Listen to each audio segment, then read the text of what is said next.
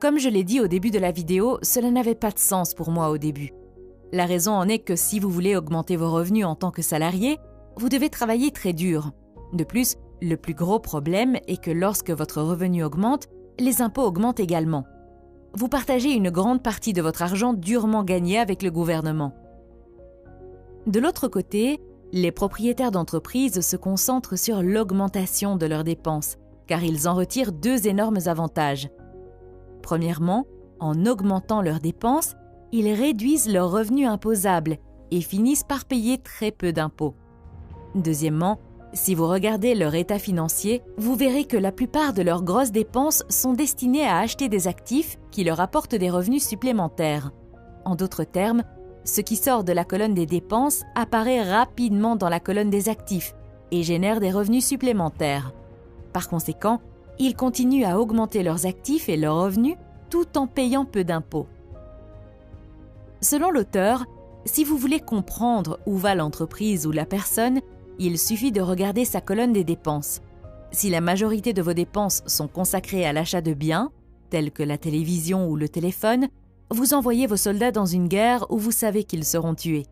D'un autre côté, si vos dépenses sont dirigées vers l'achat d'actifs, vous envoyez vos soldats capturer d'autres soldats pour votre armée qui, en retour, travailleront dur pour capturer d'autres soldats. Si vous êtes suffisamment discipliné, ce processus peut transformer votre petite armée en un empire. Kiyosaki raconte qu'un jour, un journaliste lui a demandé combien il avait gagné l'année dernière et combien il avait payé d'impôts.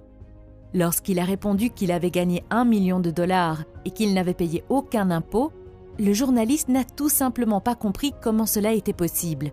Après quelques jours, le journaliste a publié un article intitulé « Un millionnaire gagne des millions mais ne paie pas d'impôts ».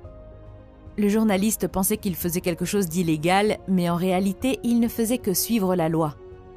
De nos jours, il est beaucoup plus facile de devenir riche légalement que d'essayer des moyens illégaux. Il serait stupide d'essayer quelque chose d'illégal alors qu'il existe de nombreux moyens légaux et faciles. Si vous voulez passer du côté gauche au côté droit, vous devez comprendre que chaque cadran est comme un pays différent où les gens parlent des langues différentes. Avant de vous déplacer, vous devez vous éduquer et apprendre la langue de ce cadran. Si vous parlez à un employé du cadran de gauche, vous constaterez que son vocabulaire principal est constitué de mots tels que sécurité de l'emploi, avantages sociaux, revenus élevés, pension, chèque repas, etc. Cependant, si vous parlez à un investisseur, vous vous rendrez rapidement compte qu'ils n'utilisent pas ces mots. Ils utilisent des mots tels que rendement sur l'argent investi, gain en capital,